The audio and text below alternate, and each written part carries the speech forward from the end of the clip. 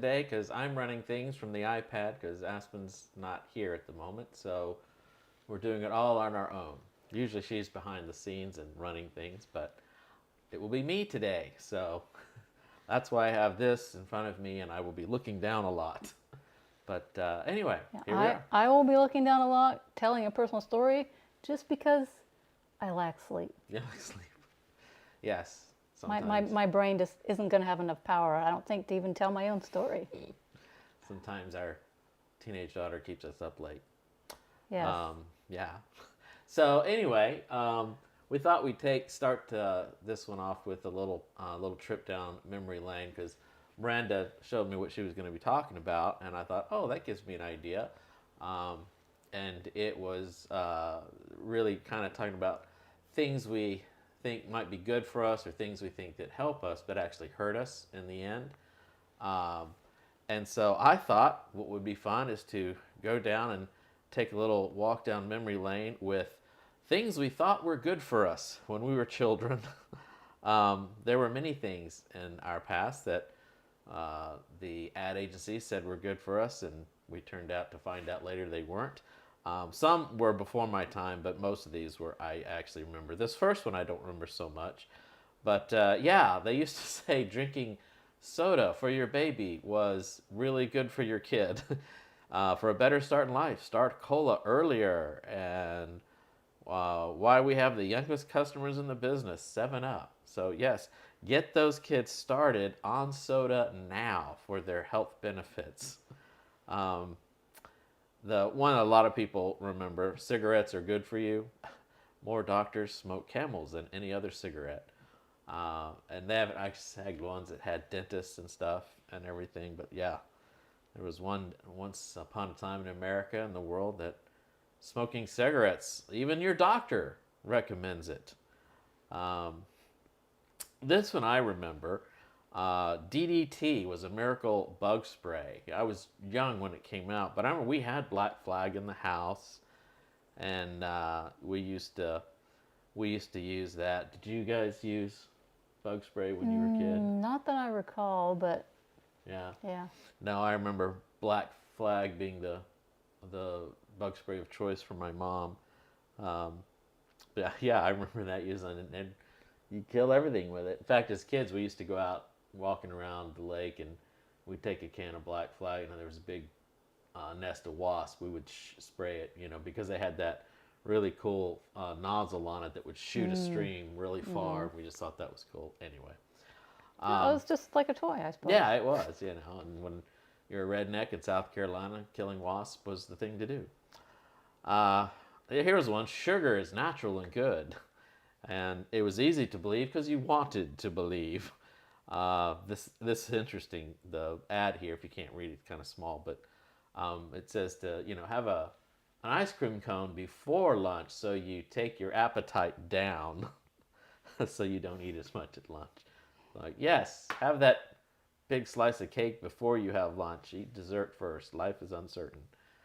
But not to worry, because even though you might want to have that ice cream cone and you finally figure out sugar not so good for you, we have the miracle savior, saccharin, the miracle sugar substitute. Uh, and it was, oh, 0 calories and oh so good for you. And yeah, kind of have as much as you want because you don't have any calories. Yes, Did, and did turns you? out they did studies. They did studies and found how bad saccharin was. I think they still isn't saccharin still used today I think so. in something. Yeah, I think I so. think they Yeah. came out with like it was just too big an industry and too much stuff. And they were like, well, just use it in moderation. Anyway, I remember this one as a kid. High C fruit drink. It was all in the name. High C. Lots of vitamin C. Drink this instead of water. It's better for you than water because it has vitamin C. Anyway, I remember that being a big drink when I was a kid. Um, I didn't actually like it that much, but Yeah, it was rather syrupy. yeah, it's kind of too syrupy for me. Here was a big one. Margarine was better than butter. We're taking the fats out of your diet. We're going to give you margarine. And yeah, margarine, man, just swept the market. I can't. What ended up margarine being really bad at? It was Actually, it's really bad fats. fats. That's what it Yeah. was. Yeah, it was supposed to be so good for you The, guys. oh, what kind of fats? Trans fats. Yeah, trans fats and such. Yeah. Yeah. Yeah. This one I didn't realize for a while. The talc powder. Oh, like baby powder or Yeah, baby something? powder and talc Yeah. powder. I used to use that, like when I in my rockets and stuff. But I remember my mom and dad had talc powder they would use. Turns out it causes cancer. And then this last one, I thought, microwave popcorn. I Oh, remember when that yeah. hit the market. Yum. Healthy snack, microwave popcorn. So good for you, so easy to make. Don't reach for that saccharin-filled ice cream cone or slice of cake. Have microwave popcorn because it is a healthy snack. And turns out the stuff they lined or especially Jiffy Pop in the early days, but the bags and the stuff they lined it with was cancer causing. Oh, boy. Well, I'll have to admit, I, for the most part, quit eating it, or at least would only eat half a bag. And what's half a bag of popcorn? It's nothing. No, So when I figured out there's one bag of microwave popcorn, which you just sit down and eat because, yeah, I had 500 calories. I was like, oh, are you kidding me? yeah, That's not a healthy snack. no, no. Yeah, so there went the microwave popcorn. All these things I used to do. I would be dead now if I hadn't married Miranda because the way I used to eat and things I used to do. And I thought, oh, this is good for me. And yeah, no, I would be dead now because I was eating and doing many things that were bad for me. But Miranda saved me, and here I am today, the healthy specimen of manhood that sits before you. Anyway, so we were talking, but that we're talking about things that we think are good for us that make us feel good or feel and end up being bad for us. Yes. Yes. Okay. So recently, it hasn't been more than a month ago at the most, I talked about how God had asked me to, or told me I needed to get rid of my shell. And of course, it took quite a while from start to finish, at least 10 or 11 years. And of course, the word finished being somewhat relative, right? Because even in the finishing, the finish is a process in itself and a learning experience in itself. And so it turns out that, well, I had thought that my shell was, oh, and you got to get rid of that. And just, people say, come out of your shell and stuff like that. And it just kind of means, oh, you got to talk to people more and be more outgoing and stuff like that. And so I thought that's what he meant when he said that. Turns out that wasn't it at all. It was anything that, for anybody, it's our shells or anything that we use to protect ourselves. And all kinds of addictions, and we have all kinds. So I wondered why does this take so long? It's really frustrating to get so old and finally start figuring some of this stuff out, right? So why didn't God just point out to me a long time ago?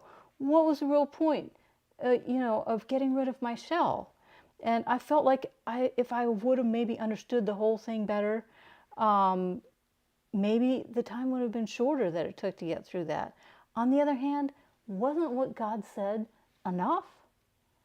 And so I think that part of the reason we inch along instead of running along is probably because fear is telling us that we're going to miss out on the good that being bad offers us, right? You don't want to miss out on that. I know for myself, I didn't want to give up my shell. I knew it was a good idea, but I liked it. I liked the benefits that I perceived that I received from it, and I didn't want to part with them. My shell was a comfortable and cozy place to live. But God, thank goodness, in all of his patient wisdom, took the time that I needed to be able to see that what I thought was good for me wasn't good for me at all. And in the end, it didn't matter what the shell was called or why exactly I needed to get rid of it. In the end, what matters is that I'm willing to give up what God has asked me to give up. Because when I do, that thing, whatever it is, isn't there between us anymore. And now I can see more of who God is. And, also as humans, maybe we need all of that time to realize how little we really know and how wise God really is. And sometimes learning by experience is really just the best way to learn a lot of things. Yep. Yep.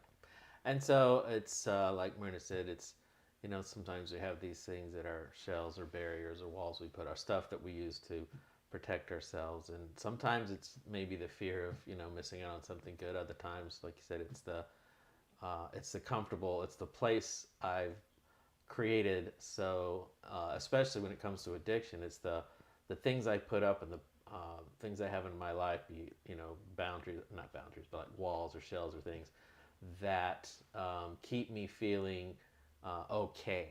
Like in addiction, we say one of the things to look for in your life is that are you in this desperate pursuit to feel okay? You're not experiencing joy, you're not experiencing, happiness and joy. Instead, you're just trying to be okay. That's usually an indication that something's wrong. And God, I think in the process of life, in the course of life, like I say, with experience, it takes time to bring these things to the surface one at a time. Like, here's something that we use to protect ourselves from something or to keep us from having to deal with something. And it keeps us a lot of times from actually being able to be free to experience joy. And it can take a while to identify those things and deal with those things and cleanse them out of our life. Um, like I say, whatever you call the shell, whatever you call the wall, it are those things that are good for us, or are they just things that are keeping we feel like are just keeping us insulated or safe and holding us back from experiencing the peace that passes understanding and the fullness of joy. Just something to think about. All right, so there you go. Well, hope you have had a great Sabbath and a good Easter Sabbath. It's been really cold and rainy here in Texas. Um, and they had the big Easter thing over at our church today, so maybe they had one at yours. Don't know. But anyway, thanks for joining us, and we'll see you here next time on